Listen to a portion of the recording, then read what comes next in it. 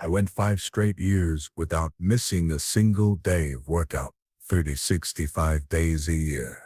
Every single day I was in the water. There are days you're not going to want to do it. I mean, everybody has those days, but it's what you do on those days that help you move forward. Winning is in all of us. Everybody wants the end result, but what you have to endure to win. No one wants to talk about.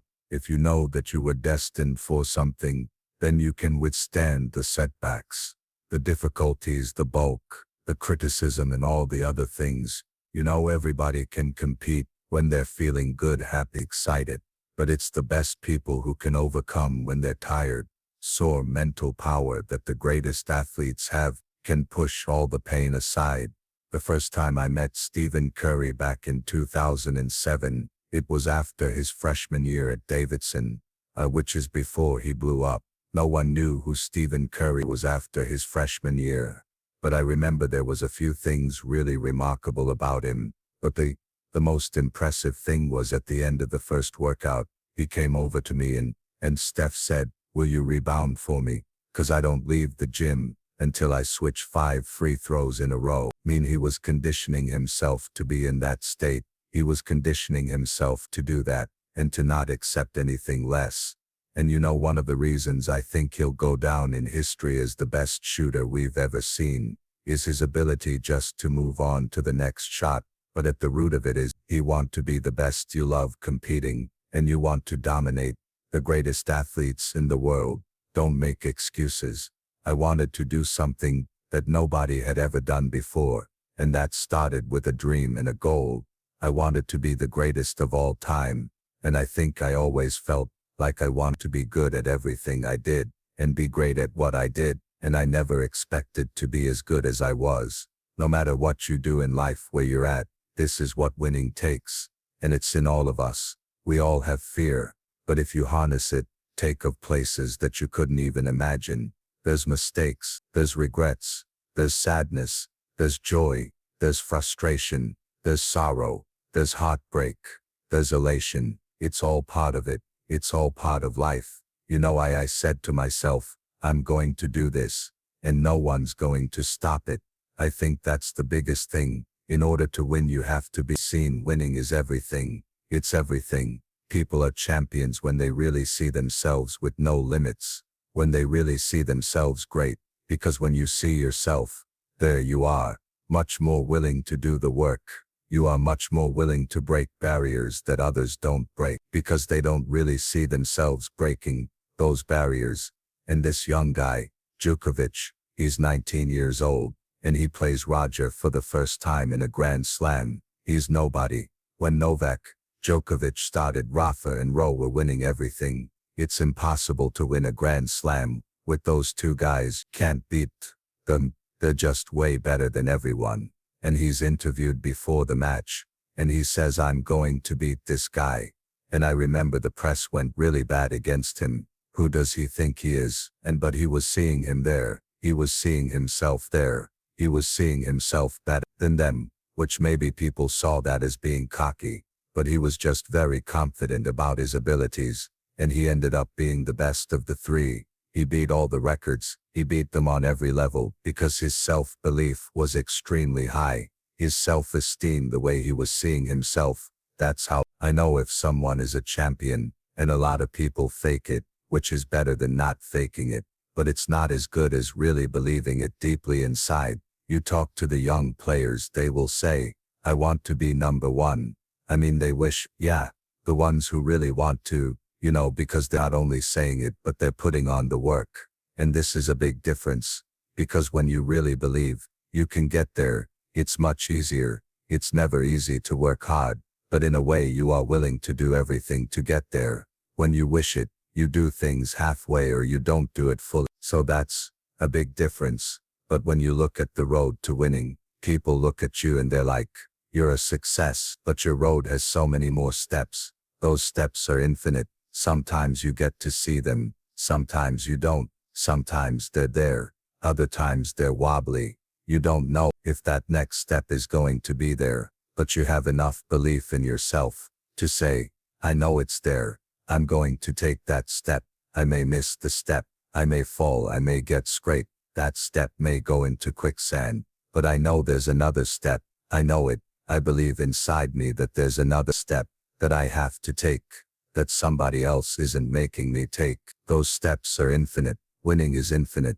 Those steps are infinite. Of course, if your self-esteem is big, like huge champions, I mean legends like Serena Arvin, and I had this discussion with Richard Williams, their father, and he told me my main focus was to create two young ladies that were believing in themselves in general, and he said to me this, and I believe it, whatever they would have done, they would have been successful. We chose tennis, but if they would have wanted to be runners or singers or whatever, they would have succeeded because they had this incredible self-esteem that they have.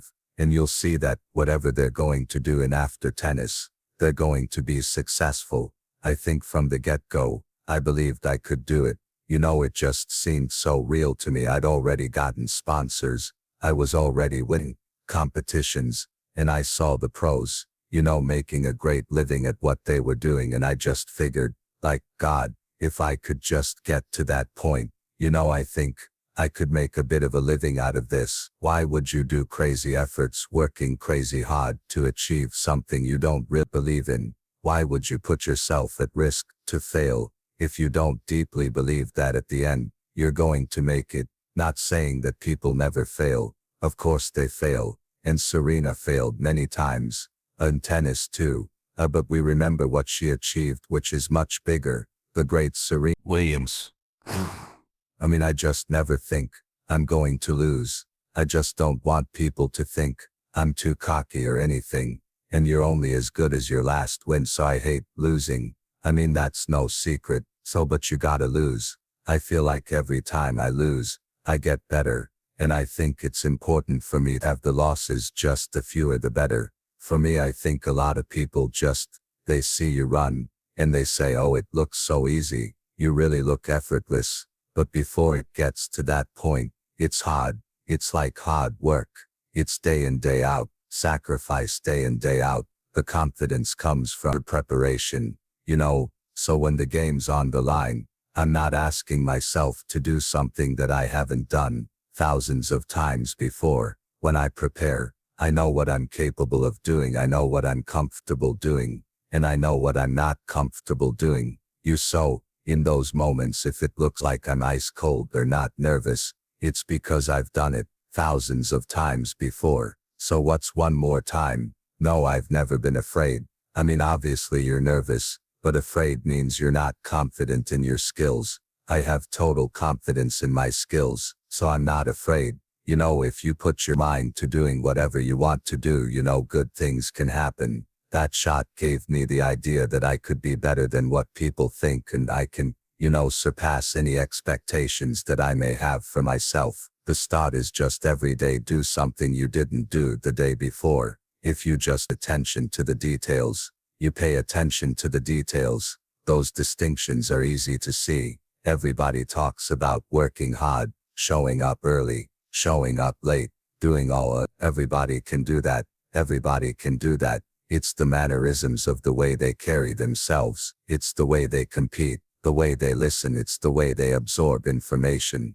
how coachable they are. The one thing all my athletes in business, in sports, the best of the best, are so coachable. They listen, they absorb the information, they pay attention, they're there. Of course you want to win, but winning is not a goal. Winning is a result. A goal is, what do I focus on? I focus only on things that I can control. Winning, you cannot control everything, but there are a lot of things you can control. A lot of things happen. A lot of emotions come in. A lot of thoughts come in. You have to take them away. And the only way to take them away is to talk to yourself in a way that makes you better. But you also have to make efforts every day. And you do, to have those small victories and build yourself as a person that is able to achieve his dreams. By no means have I never made a mistake.